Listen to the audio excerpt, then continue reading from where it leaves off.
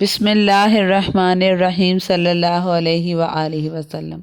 کچھ ماہ پہلے کسی خاتون کا سوال آیا، ہمیں اللہ پاک ایسے لوگوں سے کیوں ملواتے ہیں جو نصیب میں نہیں ہوتے؟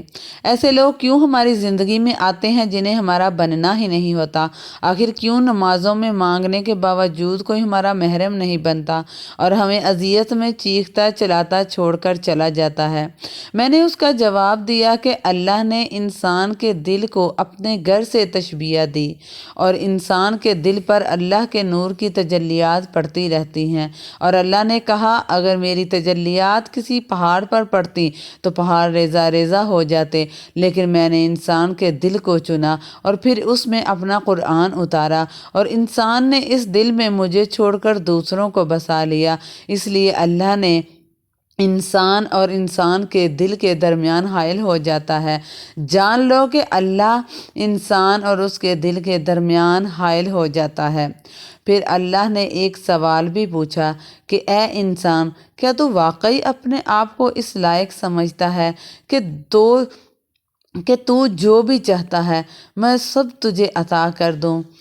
کیا انسان کو یہ حق پہنچتا ہے کہ وہ جس چیز کی بھی تمنا کرے اسے مل جائے؟ سورۃ النجم میں جو آیت اللہ تعالیٰ فرماتے ہیں، اور اللہ کی غیرت یہ گوارا نہیں کرتی کہ انسان اسے چھوڑ کر غیر سے محبت کا اظہار کرے، کیونکہ اللہ نے انسان سے محبت کا دعویٰ کیا اور کہا اے آدم کی اولاد میں تم سے پیار کرتا ہوں، ابن آدم کی اولاد میں تم سے پیار کرتا ہوں۔ اللہ نے 18,000 مخلوقات پیدا کی، لیکن انسان کو کہا مجھے میری عزت کی قسم میں تجھ سے پیار کرتا ہوں۔ وہ فرشتے جنہوں نے اربوں خربوں سال سجدے میں سر رکھا ہوا ہے، اور ان سے نہیں کہا کہ میں تم سے پیار کرتا ہوں، اے جبرائیل میں تم سے پیار کرتا ہوں، اے اسرافیل میں تم سے پیار کرتا ہوں۔ شرابی سے کہا میں تم سے پیار کرتا ہوں، عزت بیچنے والی سے کہا میں تم سے پیار کرتا ہوں۔ اس سے اگلی بات اور بھی مار دینے والی یہ ہے کہ تجھے میری عزت کی قسم کہ تو بھی مجھ سے پیار کر۔ بادشاہوں کو کیا پرواہ ہوتی ہے ریا کی؟ وہ ذات جسے کائنات کی کسی ذرے کی پرواہ نہیں، وہ بے نیاز ذات، وہ کہہ رہا ہے میں تجھ سے پیار کرتا ہوں اور تجھے میری عزت کی قسم کہ تو بھی مجھ سے پیار کر۔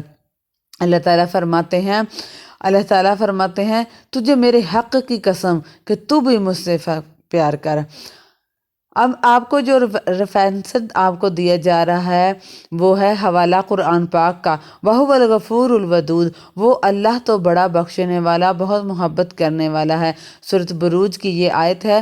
تو جن لوگوں کے لیے آپ قربانی دیتے ہیں وہ آپ کی کیا قدر کریں گے، اور ایک انسان زیادہ سے زیادہ آپ کی کیا قدر کر سکتا ہے؟ آپ کسی پر احسان کریں گے تو وہ بدلے میں آپ کو شکریہ بول دے گا یا بدلے میں کوئی چیز دے دے گا، ساتھ نبھانے کے لارے لگا لے گا، زیادہ سے زیادہ کیا کرے گا آپ کے لیے؟ آپ کو پتہ ہے اللہ کی قدردانی کیا ہے؟ جب آپ اللہ سے محبت میں اپنے جذبے قربان کرتے ہیں تو پتہ ہے اللہ کیا کیا قیمت لگاتا ہے؟ حضرت ابراہیم علیہ السلام کا بیٹا ہوا۔ حضرت ابراہیم علیہ السلام کی عمر 86 سال اور بیوی حضرت ہاجرہ کی عمر 22 سال۔ جب بچہ پیدا ہوا تو اللہ نے کہا میں اپنی بیوی اور بچے کو جا کر صفا مروہ کی پہاڑیوں پر چھوڑ دو۔ آج تو وہاں پر چلو دنیا آباد ہے، لیکن تصور کرو آج ہزاروں سال پہلے وہ صرف ایک خوفناک منظر ہوگا اور کچھ نہیں۔ آپ نے جا کر بیوی اور بچے کو وہاں چھوڑ دیا۔ اب نبی تو حضرت ابراہیم علیہ السلام تھے، ان کی بیوی تو نہیں تھی۔ وہ چاہتی تو کہہ سکتی کہ اتنی خوفناک جگہ پر میں اکیلے کیسی ہمیں چھوڑ کر جا رہے ہو، جہاں نہ بندہ، نہ آبادی، نہ کھانا، نہ پینا، نہ سبزہ، بس صرف اور صرف تپتی ریت اور دل دہلا دینے والے پہاڑ۔ حضرت ابراہیم علیہ السلام بیوی اور بچے کو چھوڑ کر واپس آ گئے۔ 1-2 دن بھوک اور پیاس سے تو گزر گئے، لیکن کب تک گزر سکتے تھے؟ بچے کو پیاس لگی، پانی نہیں تھا، تو حضرت ہاجرہ ان پہاڑوں پر بھاگی کہ شاید کہیں سے پانی کی بوند مل جائے اور میں اپنے بچے کو پلا دوں۔ کبھی وہ صفا کے پہاڑوں پر بھاگتی، کبھی وہ مروہ کے پہاڑوں پر بھاگتی۔ بچے نے جب زمین پر ایڑیاں رکھ دی تو پانی نکل پڑا۔ جسے آج ہم آب زمزم کہتے ہیں۔ اور پتہ ہے اللہ نے حضرت حاجرہ کے جذبے کی کیا قیمت لگائی؟ جو بھی حج کرنے جاتا ہے اگر وہ صفا اور مروہ کی پہاڑیوں کے درمیان نہیں بھاگتا تو اللہ تعالیٰ اس کا حج قبول ہی نہیں کرتے۔ سبحان اللہ۔ یہاں تک کہ اللہ نے حضرت محمد صلی اللہ علیہ وآلہ وسلم کو کہا، اے میرے حبیب، اگر آپ بھی صفا اور مروہ کی پہاڑیوں کے درمیان نہیں بھاگیں گے تو میں آپ کا بھی حج قبول نہیں کروں گا، کیونکہ میری ایک بندی بھاگی تھی وہاں پر۔ صفا اور مروہ کی کوشش جب واجب ہے کہ جب یہ اللہ کی نشانیوں میں سے ایک نشانی ہے۔ سورۃ بقرہ کی آیت نمبر 158 میں اللہ تعالیٰ ارشاد فرماتے ہیں، یہ ہے کہ اللہ کی قدر دانی کی اللہ نے قرآن میں واجب کر دیا کہ جب انسان اپنے جذبات کے لیے قربان کرتا ہے تو پھر اللہ تعالیٰ انسان کی کیا قیمت لگائے گا۔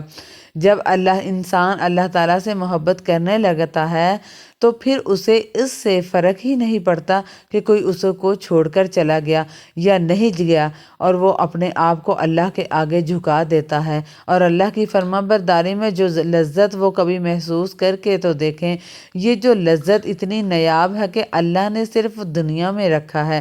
جنت میں اربوں خربوں سال کی زندگی پاؤ گے لیکن عبادت کی لذت نہیں پاؤ گے۔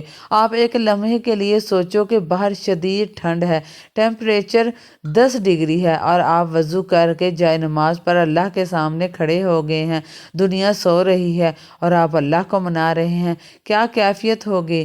وہ اب میرے پاس الفاظ نہیں ہیں، اس کیفیت کو بیان کیسے کروں؟ اور پھر انسان کہے، یا اللہ رات آ گئی ہے، دن چلا گیا ہے، ستارے چھٹکنے لگے، دنیا کے سارے بادشاہوں نے اپنے دروازے بند کر لیے اور ایک تیرا در کھلا ہے، میں تجھ سے مانگتا ہوں، تجھے منا رہا ہوں۔ اس محبت کو بھی کبھی محسوس کر کے دیکھنا۔ اور پتہ ہے یہ کمیونیکیشن اللہ تعالیٰ نے نہیں، اور پتہ ہے اللہ نے باقاعدہ کیا جواب دیا ہے اس کا؟ ان کے پہلو بچھونوں سے الگ رہتے ہیں اور وہ اپنے اللہ کو خوف سے اور امید سے پکارتے ہیں۔ لفظ تتجافا کا مطلب ہے جفا کرنا، یعنی بے وفائی کرنا، اور اللہ کہہ رہا ہے، یہ وہ میرے بندے ہیں جو اپنے بستروں سے بے وفائی کرتے ہیں اور مجھ سے وفا کرتے ہیں۔ جسم ٹوٹتا ہے، نیند اکھڑتی ہے، لیکن وہ اپنے بستر سے جفا کرتے ہیں اور مجھ سے وفا کرتے ہیں اور میرے سامنے کھڑے ہو جاتے ہیں۔ یہی تو میرے وفادار بندے ہیں۔ اور صرف یہی نہیں بلکہ یہ بھی کہ کہا ہے کہ ایسے لوگوں کے لیے میں نے جنت کے اندر ایسے ایسے سرپرائز رکھے ہیں جن کو آج تک نہ کسی آنکھ نے دیکھا ہے، نہ کسی سوچ وہاں تک پہنچ سکی ہے، بشمول میرے انبیاء اور فرشتوں کے۔ سوچو وہ کیا کیا اللہ کے سرپرائز ہوں گے جن کو دیکھنا تو دور کی بات ہے، آج تک نہ انبیاء سوچ سکے نہ فرشتے سوچ سکے۔ اور سوچیں وہ کیا سرپرائز ہوں گے جو اللہ تعالیٰ نے ہمارے لیے رکھے ہیں۔ کوئی متنفس انسان اور جن نہیں جانتا کہ اللہ تعالیٰ نے ہمارے لیے کیا کیا سرپرائز رکھے ہیں۔ ان کے لیے نہ تو ان کو کوئی آنکھ دیکھ سکتی ہے اور ان کے لیے اللہ نے آنکھوں کے لیے کیسی کیسی ٹھنڈک چھپا رکھتی ہے۔ اب یہ چوائس آپ کی ہے کہ انسان کی محبت کے پیچھے بھاگنا ہے یا اللہ تعالیٰ کی محبت کو پانا ہے۔